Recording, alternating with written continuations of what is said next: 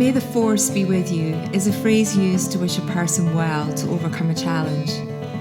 The invitation in this podcast, May the life force be with you, is to explore what it means to truly feel alive, to appreciate the physical, emotional and spiritual connection to our energy, and finally to understand how this impacts who you are and all that you do.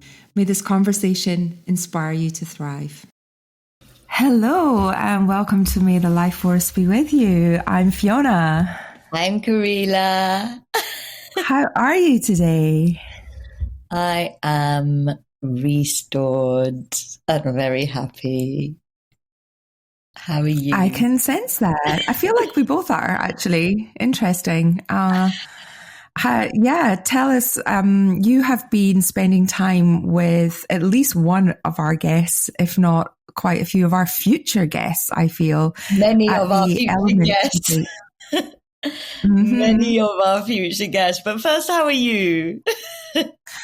So I am back from nearly 2.5 weeks of travel constantly, and I'm 100% certain I got COVID during all my travels. I've had a lot of coughing and spluttering and heavy lungs and really quite struggling, actually. So apologies in advance if I have a little coughing spurt on here. But it's really, really knocked me out. And I had it in Park City, which, by the way, is beautiful,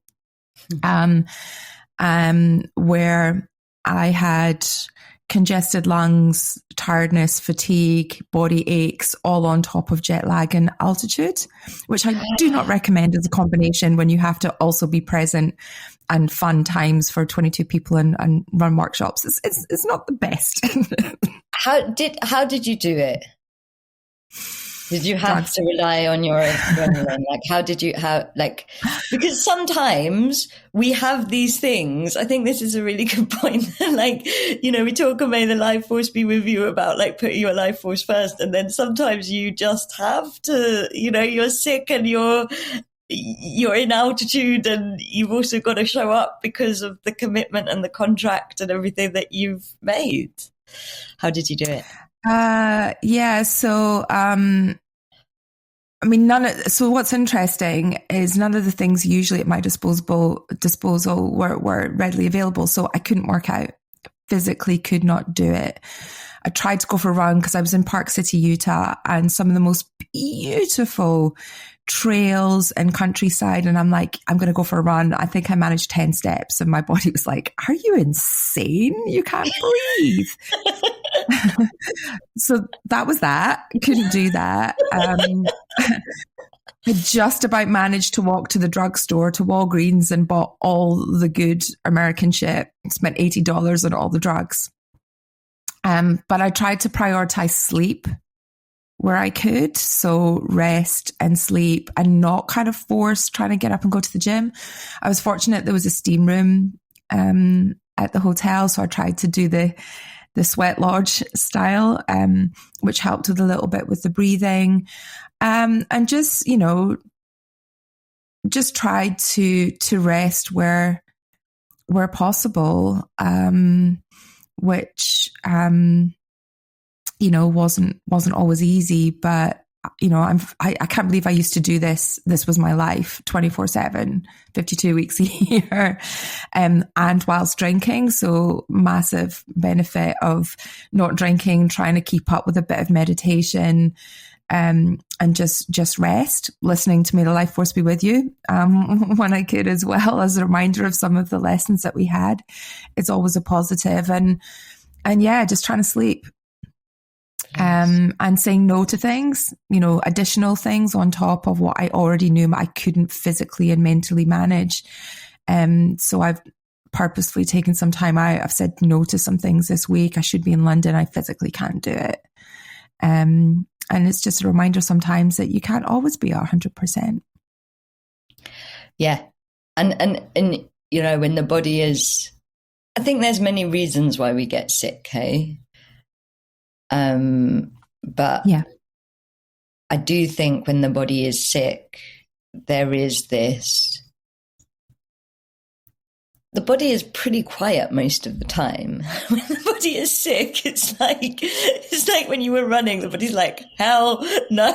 To me, it's always like that's when my body speaks to me the most. It's like, fuck off. Do you know what I mean? Yeah, I was literally walking back from the drugstore and it was, 36 degrees at 6 o'clock at night. I was sweating, but not in a good way. And I was literally thinking, I don't know if I can walk back. Like my lungs just felt so heavy. It felt like someone was sitting on me. And there's me thinking, well, maybe I'll just get up and go for a run and sweat this out. And sometimes you just have to go, yeah, no. I mean, sitting and sweating it out, maybe. Going to a sauna and sweating it out, maybe. Yeah. But asking your body to fire up for a run in order to sweat when you're that sick, and you're still a little bit sick, Fee. If you want me, we're in the same city. If you want me to bring hape, I will bring hape. I mean, maybe. What are you doing later? Well, tell me about hape. So hape, this is really out there to be putting this on the podcast, but hape, I have had personal evidence of the effects of hape on coronavirus and on anything chesty and coldy for several years now. And so I very often wouldn't travel without it, actually, because it's so powerful for getting things out of your system quick. And when I first got coronavirus, the first time I had it, we all got it from, a load of us were in a ceremony in Avebury for the Lion's Gate, and a load of us got it from that ceremony. You remember, yeah? Like loads of us came back with it. And it was beautiful. It was one of the most beautiful coronavirus experiences because so many of us had it and we were all doing the inner work. We were going on Zoom all the time with each other, comparing how each other were doing. We had this amazing community while we all had it that was on Zoom, and we were doing prayer and shadow work on it. And it was just amazing. It was really communal. But I had this guidance or this instinct that what you should do is take hape, which is shamanic tobacco. It's snuff, and they use it in ceremonies, usually at the beginning of ceremony. You probably did it with ayahuasca. It's usually used. I really liked it. Yeah, it's used. I really like it. It's used to clear, third eye clearing, and open expansion, and snort it, and it's used to clear. And I just had this really strong instinct that this was the right medicine for coronavirus. So I was on the hape. Everybody else was doing all of these other techniques. We were all comparing our techniques, and I was just snorting hape. But within 3 days' time, I was testing negative and nobody else was. And so I was like, oh, maybe there is something in this. At that time, it was almost impossible to test negative after 3 days. This was 21. So it was almost impossible to test negative. And nobody else that caught it on exactly the same day as me was testing negative by that point. And the crazy thing is I also had to fly to America, and I was within the threshold that they were saying you won't pass the PCR to be able to fly. And then I passed that test, and I was like, oh my gosh, hape works. And so then, as you can imagine, I wish I'd known. As you can imagine, I told everybody, I was like, hape is the miracle cure for coronavirus. So I was literally, I went to America. Some of the people were still sick. And so I was literally posting them hape. And then within 24 hours, they were like testing negative. And so like I was just gathering more and more evidence about hape. And I started to like think about it. And I was like, tobacco is a medicine for sovereignty. And so it makes perfect sense that if you've got a virus, it's like strengthen your sovereignty, you know? Mm-hmm. And then a friend of mine who's got a really bad lung condition, really bad. Everybody was so worried about her getting it. She got it. And I called her and I was like, you have got to take hape. And she was like, I hate hape. I'm not taking hape. But I was like, I'm just posting you some anyway. Like I'm posting it to you. And she couldn't breathe and was going into that place of not being able to breathe and was about to call the ambulance, and the hape arrived. And so she was like, fuck it, I'm going to try the hape.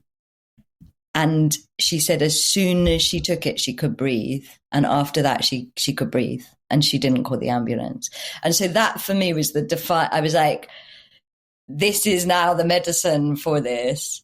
I have used it whenever I've been ill with any viral type thing ever since, and it clears it out. I got here where I'm staying, and the person I'm staying with has had a cough for like 2 weeks, a bit like you. Mm-hmm. And like, I was like, and I actually picked up the hape from my storage for you yesterday. And I was like, Julia, I have hape. And she was like, what?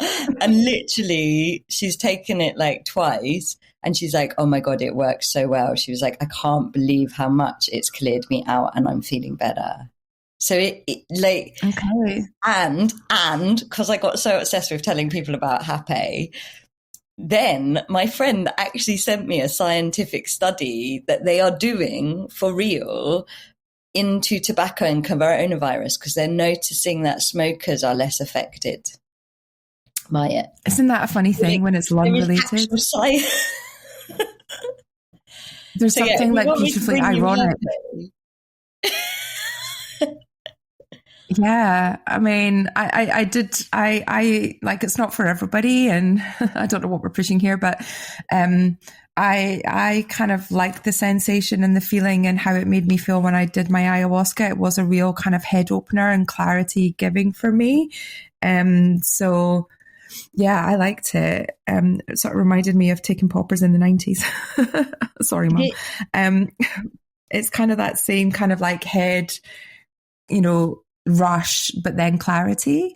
And I hadn't ever thought really what it might also do to the respiratory system, as well as the third eye. But I'm willing to be all for that. And, as we have more and more conversations and the more interesting people that we meet along this crazy freaking journey, Kahreela, I get more and more curious about, natural medicines, about ancient medicines. And, there's so much, as we've got an amazing episode coming up in a few weeks with Martin Gillespie around, the toxicity around modern day chemicals and modern day living. And if there's a more natural way that we can be healing, we shouldn't be so quick to dismiss.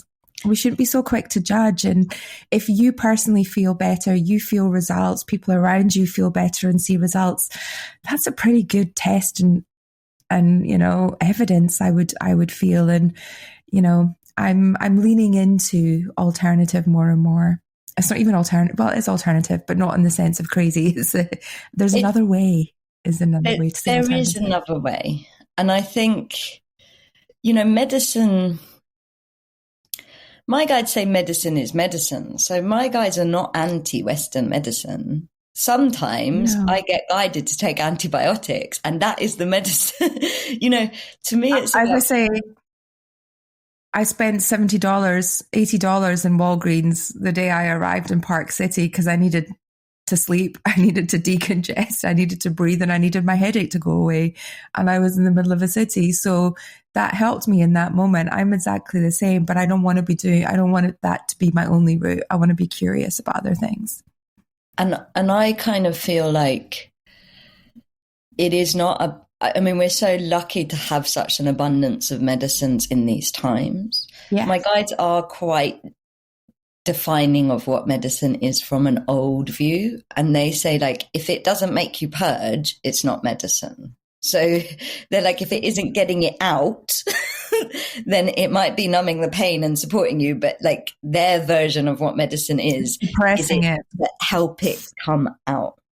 And if it doesn't help it come out, then they're like, we wouldn't call that medicine. And that for me has been quite a interesting view in my own times where I've been ill, because it's made me go for the purge. It's made me go for the sweat and the hape and the things that maybe temporarily make you more uncomfortable, but get it out quicker. Yeah, I was just thinking that the purging is not everyone going, oh my God, I have to be sick or run to the bathroom. It is the sweat as well. It's that getting it out your system. That feels like something I need to do today. You know, the Rainbow Grandmothers, who are other guides I'm hoping will come on when I do finally channel this show,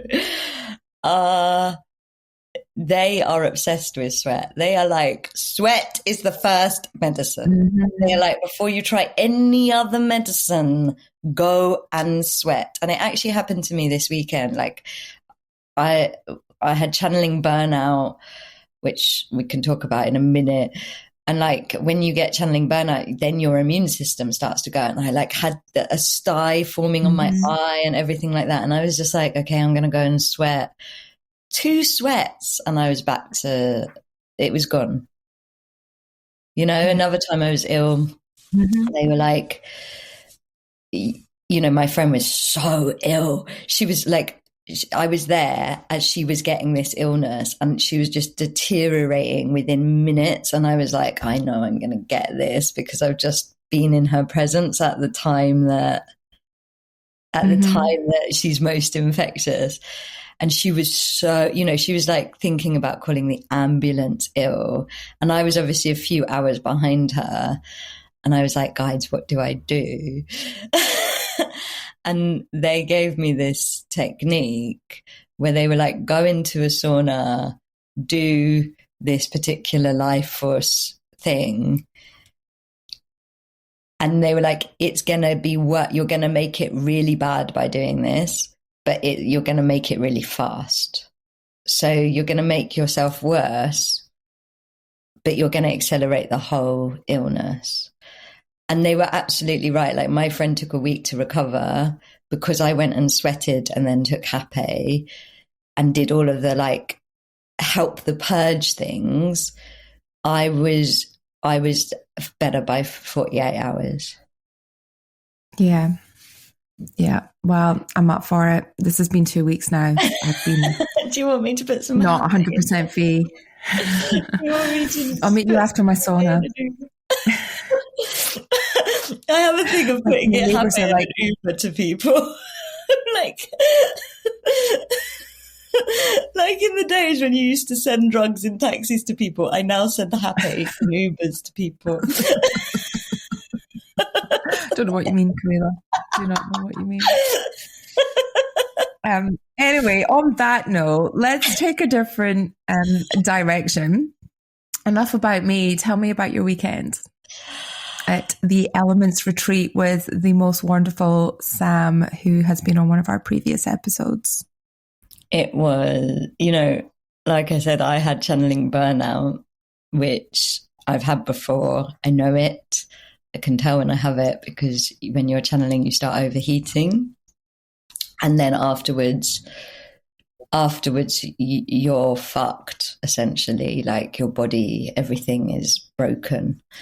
And what it is when you're in that place is you don't have enough life force energy to do the channeling, or you don't have enough energy to do the channeling. And so you burn your life force energy.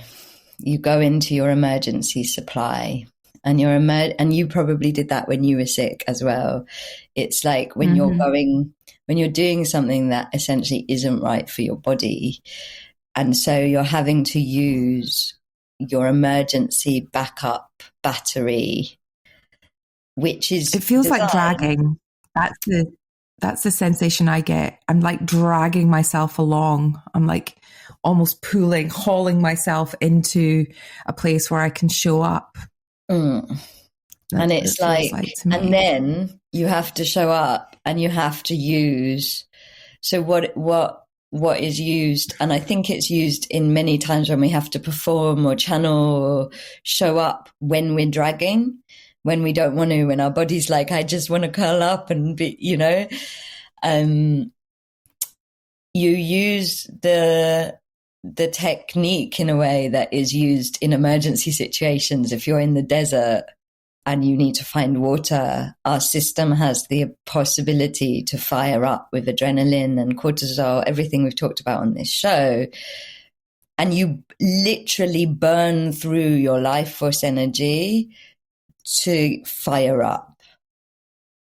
And then you pay a price because then you've lost even more life force energy. So then your body's really, really fucked. And that's what was happening to me. I'd undercharged for some land work I did. So I'd paid an energetic price on that land work. And then was having to do a load of things that required me to channel, like the end of courses and stuff like that. And I was like firing up. And like, I know it so well because I'm somebody that takes myself to the edge of burnout too often. And like, I feel it. I feel it even when you're talking. Your system's overheating, and you also feel like you can't, like, it's weird. It's like you just can't think. Yeah. And like, and so by the time I think that's where I'm at. By the time I got to elements, I was like, I'm so fucked. Like, I have really, really done myself in. And here's the amazing thing is elements came at the perfect time for me, because when you misuse your life force energy in that way, the guides say that there are only really two things that can repair it, and one thing that brings your life force energy back in. The one thing that will always bring your life force energy back into the body is being in nature. And elements is just in this like amazing forest that is just so full of energy and so full of magic. And so my broken self is placed in this forest. And just so anyone that hasn't listened, Elements was a 4-day retreat, 3-day festival, mini festival. 3 days. Well, you can leave on Monday, but it's 3 days of just, we were calling it the anti-Glastonbury because it's like the opposite of Glastonbury. It's tiny and like everybody knows each other and there is no walking around, like it's the opposite of a festival like Glastonbury in the sense that like it's really intimate and small and one of the most heart-centered events. Like everybody was so in their heart 100% of the time. And every offering, there was all these beautiful workshops and dancing under the stars. And yeah, it was just so, so beautiful. But the other two ways to repair your life force energy after is to feast, which is eating in a group of, it's eating in community, in celebration, in a very specific way. That's one of the ways you repair your life force energy after expending it. And so I feasted. And then the other way is to sit with Grandfather Fire and around the fire. And there was all of these, and then there were opportunities to sweat and be held. So like everything and breath work, everything we've talked about on May the Life Force Be With You was in this weekend. And I was just like, like I could feel my life force energy. And like I said, the physical, the sty on my eye completely went away within like 24 hours. Like I could feel literally the effects of all of these things we've talked about on May the Life Force Be With You being done really, really well with so much love and celebration and heart. And I could feel how much they were restoring me. And I realized that what happens when you expend and burn out in those times where you have to is you empty your store. You know, you empty your backup energy store. And that's when your things batteries become unsafe. Yeah, that's when like you're much more susceptible to getting ill. And, you know, because your store is your safety, hey? Your energy store is your safety. And I suddenly like went on this journey about like, what does it mean to restore? You know, like to actually make sure that your stock of energy is supplied, that you have spare, you know? And then it also took me into this road. It took me into this thing of, because really the channeling burnout for me came from me undercharging for something. And I paid with my energy because I didn't consider needing to be restored. I didn't factor in the energy cost of this particular event, and that if I was going to use my energy, it needs to be restored in equal force. And it really made me be like, whoa, you know, imagine if we lived like that all the time. Like, what is actually the cost to my store, you know? And how is that going to be, supplied or restored because of this event, or because, you know? I know exactly, because that's why my immune system shot and I feel like shit because I didn't do any of that. So in the last 2 weeks, you know, I've been home like 2 days and 2.5 weeks. I've not had a weekend at home for 4 weeks because I've been having to travel to get to the next place to get ahead. And then even, you know, my one weekend that I wasn't traveling, I was up in Scotland helping pack up the family home. So there's the emotional as well as the physical, the travel, the work. And I just was on the go. And, you know, it's quite crazy to think back that 15 years ago, that was my life. And I was traveling all over the world, like every week. I was never at home. I was always doing things. And yeah, the consequence was physical, emotional, spiritual, everything, burnout. And, you know, it impacted relationships, it impacted everything because I literally had nothing left in the store. I'd go there and it was empty. And so then that's when you start to lean on artificial stimulants to kind of prop it up, and you top it up with the things that aren't actually, they feel like temporarily they're helping, but actually they're depleting further. But when you get stuck in that cycle, it takes a long time before you realize that truly the store is empty. And I think it's okay that we have, like we've both had a couple of weeks here and there, you know, you almost need that reminder of this story occasionally. And, you know, for me now, it's how quickly I can catch it, how quickly I can see it, how quickly I can start to say no to things and go, you know what, I have to prioritize myself this next week, exactly as you have done. And that really is the kind of lesson, is that it's not about starting to fill it with artificial means. You truly have to stop and fill it with proper restorative measures. And that really is, everything starts in RE and it starts with rest. I think you're so wise in saying that, because I do think it's about how seriously you take it. If you don't want to, you know, channeling burnout is not the same thing as actual burnout, because if you stop channeling for a bit and you can like get it back quite, whereas actual burnout, as you know, you're you're out for months, sometimes years. Mm-hmm. And so it's about,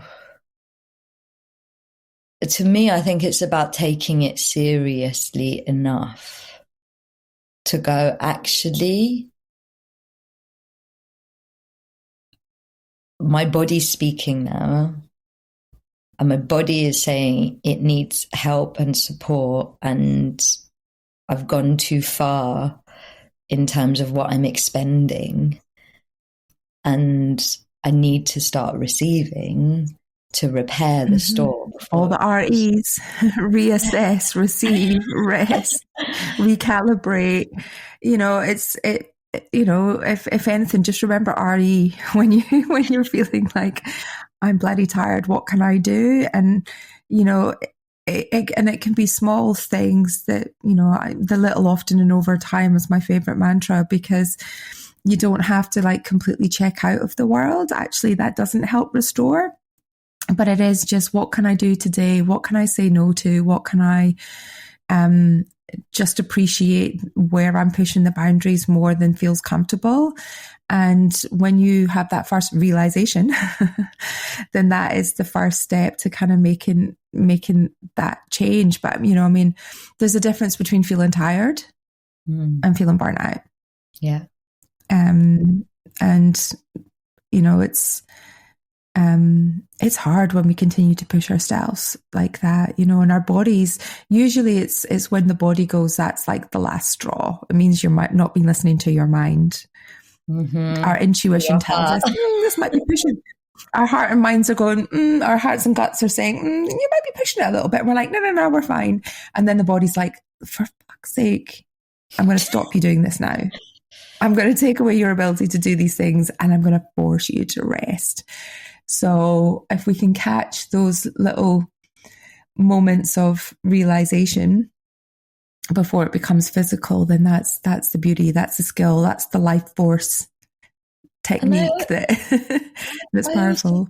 I also think, two things to say. First is so sitting around the fire, obviously in a forest with a group of people drumming, much better form of fire.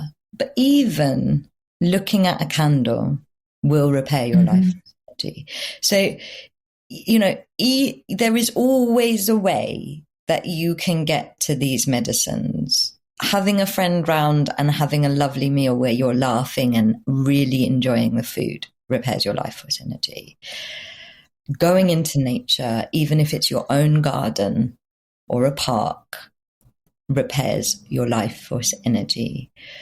And I kind of feel like, in a way, one of the things that we maybe need to be bringing back into our consciousness is the idea of the store and how we're because of the way we're eating now, we've lost the practice of storing food and keeping and sustaining the year because of the store. Do you see what I mean? And it's almost like it's not in our consciousness anymore to do that for our own energy, because we're so supermarket orientated in a way of like, it will just be there when I want it, as opposed to really thinking about, how do I look after the supply? How do I make it last? How do I sustain it? How do I keep? And I feel like one of the things for people, i.e. you and me, who are prone to burnout, is just a bit more checking in with how your store's doing before your body decides to go and protest. It's like, how's the store? Yeah. What am I doing for the store this week? I'm trying not to be disappointed in myself as well, that I got sick and I feel this rundown, and but I'm also trying to flip the narrative. You get more about what you think about. So I'm trying to think about, not about how low I feel, but how I'm excited to feel good again, and about how I can, all the things that I'm doing to nourish are really important, and, trying to flip that story. But it's it's okay. Like I said, sometimes this contrast, sometimes this, these weeks are a reminder that we're not invincible, and they're a reminder to keep listening to ourselves and understanding where our boundaries are, and learning that each, it's all a life lesson. And the sickness itself is a purge. So the other thing that I recommend doing is work with the purge. It's like, what have you been healing? What have you been working on? What can this sickness clear out? Because it's here. Might as well work with you, And like, that is, for me, that is one of the fastest ways to move the sickness as well. It's like, okay, what is it that this is clearing out in me and like, how can this serve me, Yeah. I feel like I need a good cry. I haven't done that for a while. That's a good purge, isn't it? Maybe that's what I need. Just a good old exhausted sob. I mean, to be fair, you have just let go of your family home. And if you're all chesty, lungs are grief, and it's like not a surprise if you haven't had the chance to cry and feel that properly, that your body's starting to feel it, and maybe this is an opportunity for you to clear out that.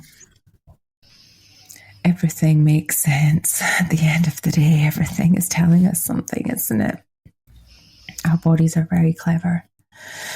On that note, I might go and sweat this out.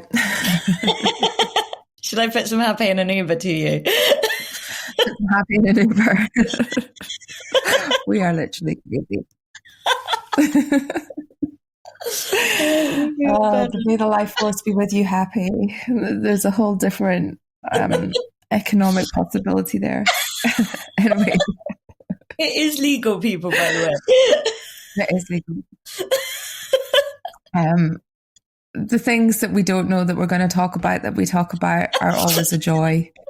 So on that note, I look forward to our life force energies being in a very different, exciting place next time we speak.